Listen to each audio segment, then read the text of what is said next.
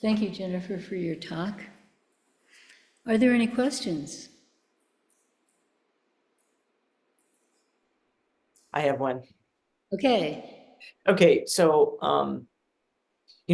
part of what Jennifer was talking about is just understanding skillful means, I think. And I read I looked up the information because I was curious. And I read something that the mayor of Baltimore said that he believed DEI, when referring to him, meant duly elected incumbent. And I thought, that was really cool. I'm not so sure I personally would have ever come up with that though. And so it does bring up, what do you do? And I think sometimes, I've been in situations where things have been said, and I don't know what to do. And I'm afraid to do something because what if I make the situation worse?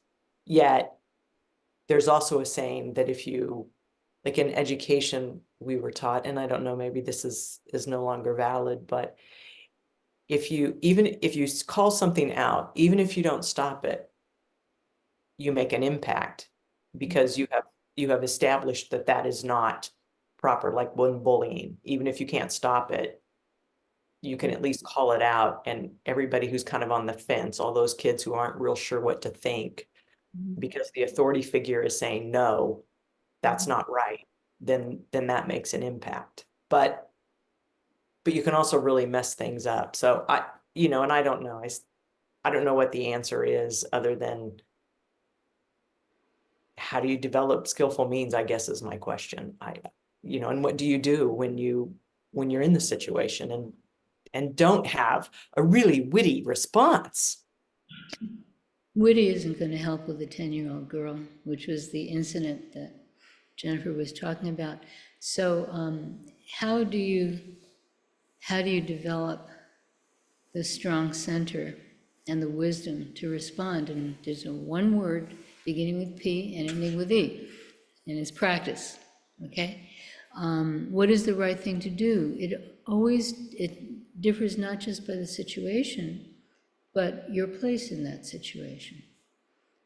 So my teacher always talked about correct situation, that means perceiving the situation for what it is. Correct relationship, which means your relationship to the situation. So Jennifer was talking about in-laws from her first marriage, and she didn't fit in, and she's in this big family gathering, she's feeling, so that constrains her, which is different from Jennifer teaching high school English, and she's the teacher in the room. So so you have to understand your relationship to the situation. And then you have to understand how to function in that situation.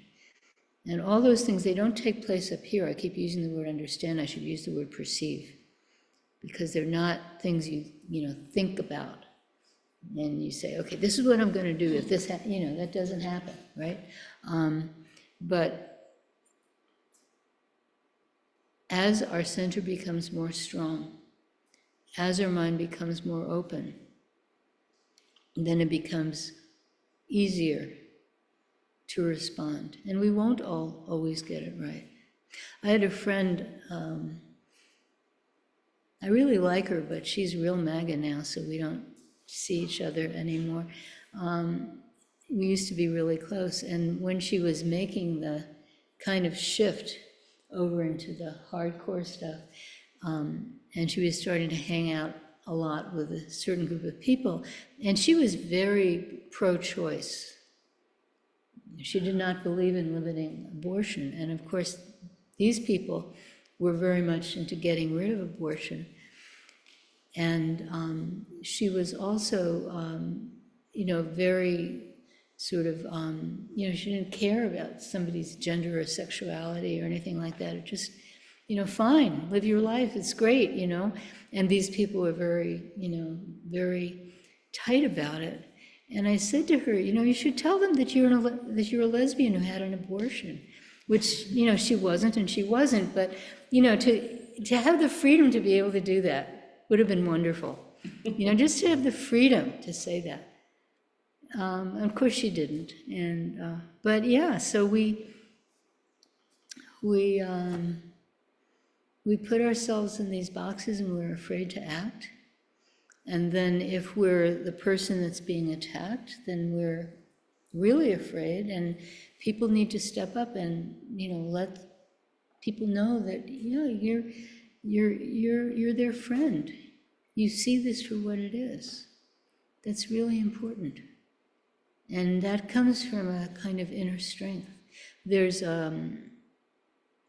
what's his name? Chris Hedges. He's a very famous journalist, and he has a book. He has many books, but one of his books is about extreme political situations. And he was talking about the Bosnian War and the way, Muslims were attacked by Serbians. And he said, that it was the peasants, it was the people that had very little to lose, that those are the people who took people in and harbored them and took care of them. The people that were being attacked, they're the ones that, come, I'll hide you, I'll feed you, I'll take care of you, I'll, find milk for your kids or whatever was needed. And that's very interesting. So we all think we have something to lose, and we want to hang on to that. And then that makes it very difficult for us to act. So yeah, these are really good questions to ask yourself, and it's really good to look at it, and it's really good in any situation to say to yourself, okay, what is my job right now? And it's not easy. It's really not easy. And remember that the people who are othering other people, the people who say this kind of person is a monster, that means they're a monster. If you make someone else a monster, that means you are a monster. That's an important thing to know. So we should not be going around making other people into monsters, including the people who say other people are monsters. Okay? Right? Just see everybody's Buddha nature. See everybody's Buddha nature. And act from that place of seeing everyone's Buddha nature, instead of making them into other, And it's hard to do because everyone wants to be right and make someone else wrong. I know I'm right because I know you're wrong, right? That's how it works. But to not do that, Yeah. So, thank you for your question. Are there any other questions?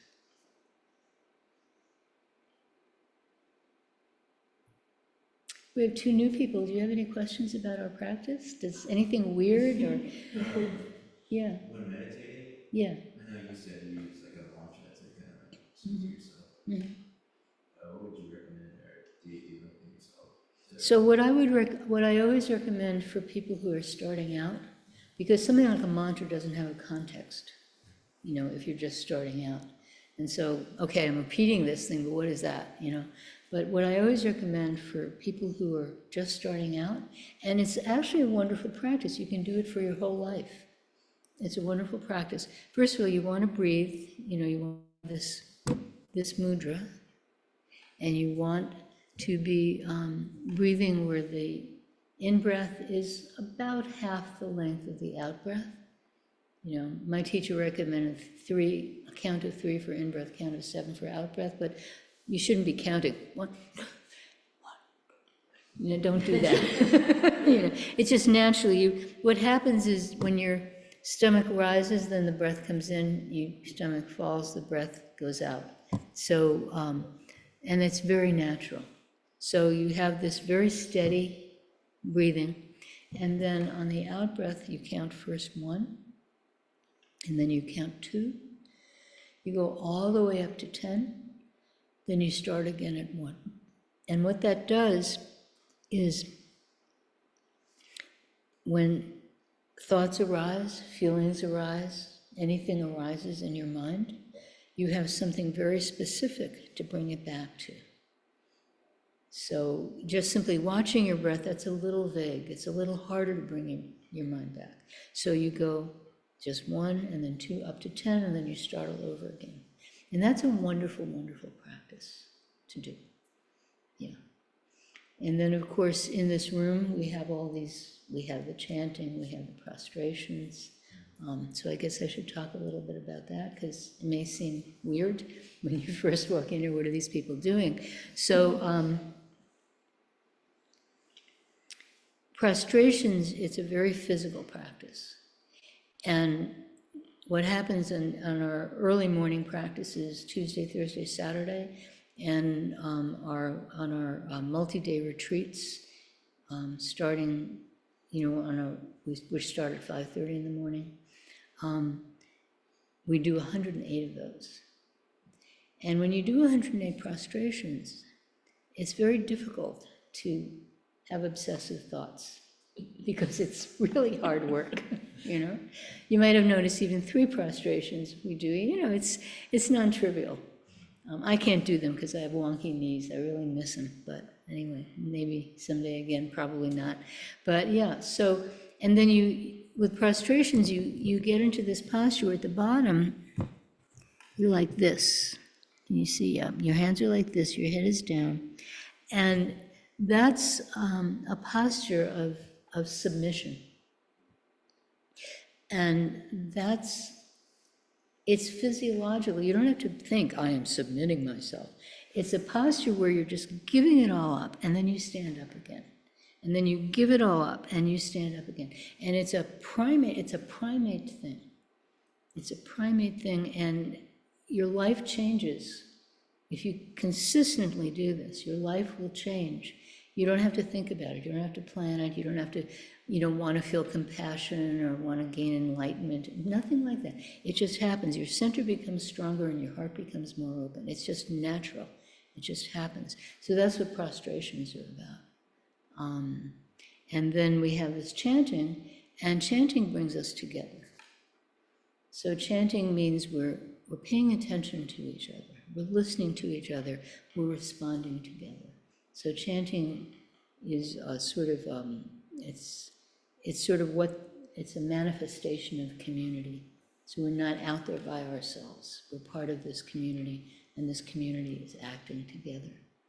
So those are the sort of basics of our practice. So we sit, that's a very individual thing, even if we're in a group. And then we bow, and first we bow, and that's, we're in a group, but that is a very physical thing. And then we have this chanting, and the chanting is what my teacher used to call together action. His English was terrible, and because his English was terrible, he would come out with these fabulous phrases, like together action. No one who speaks English well would ever come out with together action, but it's a great, great phrase. So yeah, so that's sort of how our practice works. And I strongly recommend a home practice every day. Roughly the same time, not clock time, but the same time in your schedule, like maybe after you brush your teeth before breakfast, that kind of thing. And what I recommend is starting with the 4 great vows, which we said at the beginning, because that sets the direction. Sentient beings are numberless. I vow to save them all or liberate them all. So we vow. So that means that we're setting the direction. This practice is not about me feeling good. This practice, as Jennifer said, this practice is about our connection with this universe. So we have the 4 great vows, then to do some prostrations, maybe 3, maybe 9, maybe 27, maybe 108. Set aside, okay, beforehand you say to yourself, okay, I'm doing 3 prostrations, or I'm doing 9, whatever you set yourself. Do those prostrations, and of course you need some kind of pillow under your knees. And then after that to sit. And again, you set your time ahead of time. I'm going to sit for 10 minutes, I'm going to sit for 5 minutes, I'm going to sit for 20 minutes. You set a time, you take your so-called phone, you take the timer on your phone, you set the timer, you put it behind you so you can't look at it, right? And then you just sit until that timer goes off. And if the timer goes off and you say, oh, I feel really good, I've got to keep, no. And if before the timer goes off, you say, oh my God, I got all these dishes in the sink and I didn't feed the dog, and you still sit there. Okay, that's very important not to have your desire mind. I want to get up, I want to stay here, not to have your desire mind lead you around. Okay, so that's the essence of our practice forms. Yeah. Also, with the chanting, Yeah. is there any significance to the Heart Sutra and Okay, so I should repeat your question because people online can't hear. So yeah, there's a lot of significance. The Heart Sutra is amazing. The Heart Sutra is, it's absolutely foundational in all forms of Mahayana Buddhism. And everybody chants it everywhere in Mahayana Buddhism. Mahayana Buddhism is Buddhism from China that went into Korea and Japan and Vietnam. The thing about, well, it actually started in India, but okay, technicality, went to China. The Heart Sutra, we translate it into English, so you can read it, it's online, you can find it online very easily. And it's the essence of Mahayana Buddhism, is what it is. So you chant it and just let it sink in.